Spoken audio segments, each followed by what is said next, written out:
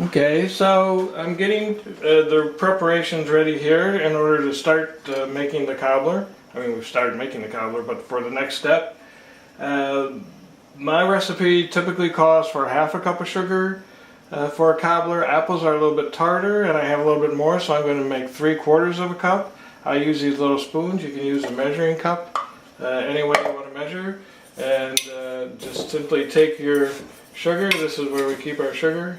And so we'll just dip that in here, fill this thing up.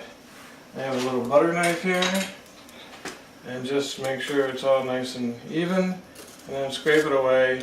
And that just simply lets you get a standard measurement, so you know what your measurement is.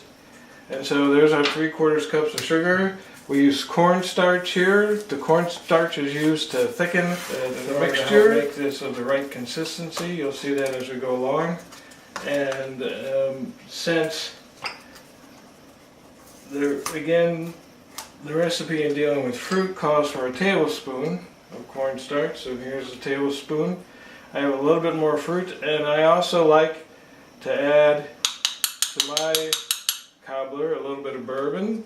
I do think cobbler is a southern dish, and living in Kentucky, you can't really do anything without bourbon. So bourbon is great in desserts.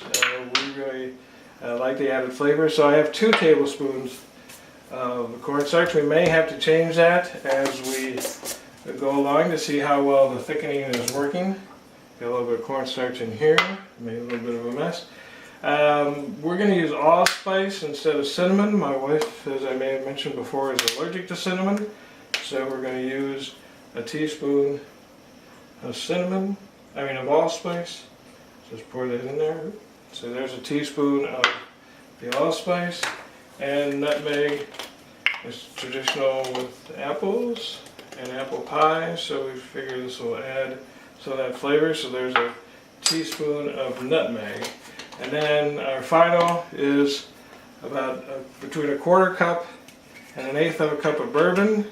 So here's a bourbon, here's our little 1/4 cup measure. So we'll go a little bit more than halfway, but not all the way to the top. And there's our bourbon. So I think we're ready to start the cooking process, so we'll be back to show you that in just a second.